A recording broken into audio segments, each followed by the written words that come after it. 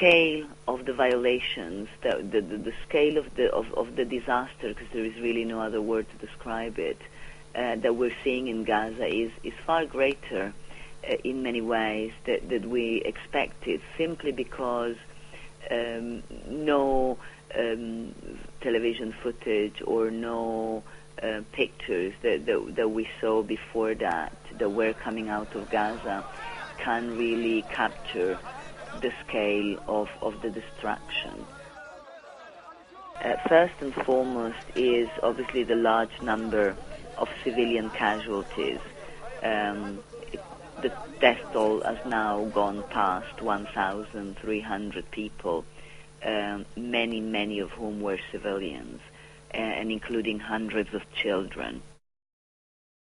Well, both Israel and Hamas have declared unilateral ceasefires that came into effect on the 18th of January.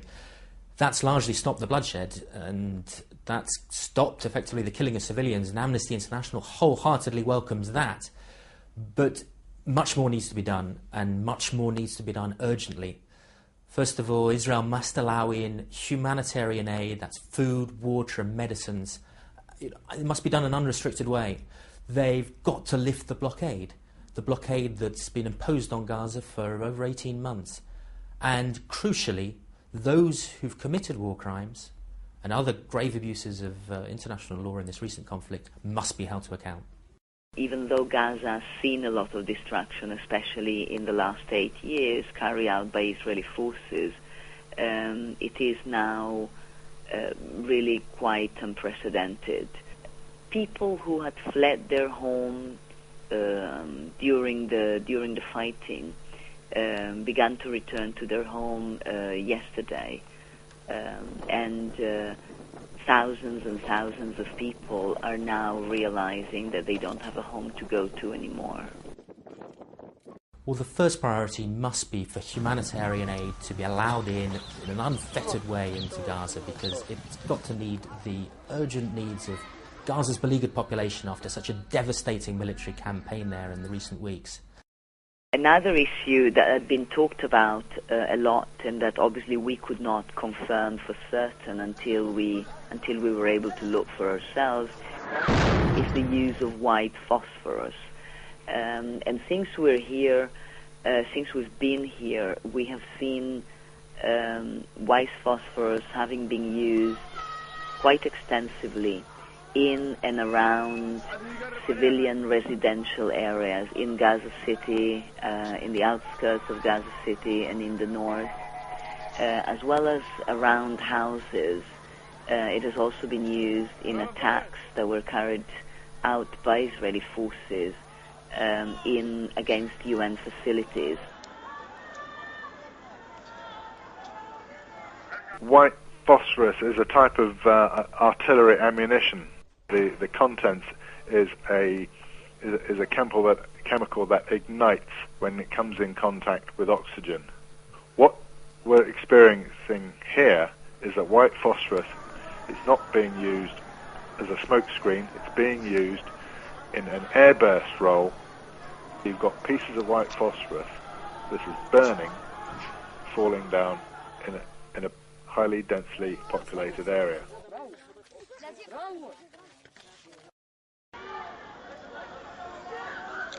People, civilians, including quite a number of children, who were burned by the white phosphorus, ended up in hospital, and doctors had no idea how to treat them, because this is the first time that they had seen these burns, because they were treating the burns as conventional burns, and then the situation of the patients deteriorated rapidly. The burns actually got deeper, and a number of patients died as a result. As well as around houses, it has also been used in attacks that were carried out by Israeli forces against UN facilities.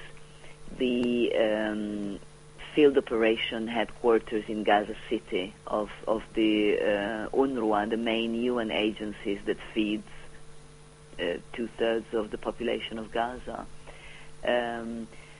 there the white phosphorus caused a very extensive fire which destroyed several vehicles and, most importantly, several tons of food, other non-food relief items, and a warehouse full of medicines.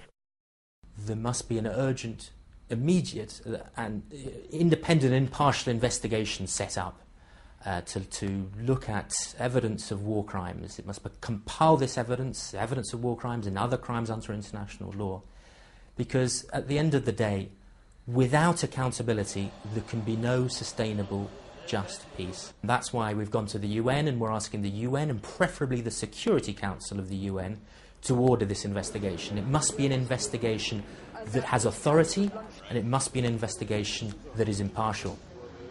Israel has an obligation to make full reparations to individual victims of Israel's unlawful acts in Gaza. And that means victims, for instance, of direct attacks by Israeli forces against civilians and those attacks that were disproportionate. Our message to Hamas and other Palestinian armed groups is that there is absolutely no justification for firing indiscriminate rockets at Israeli population centres in southern Israel. These actions are wholly unacceptable and they amount to war crimes. It's very important that this time things change, that an independent and impartial investigation is carried out, and that those who are responsible for what we're seeing are brought to book, are held accountable.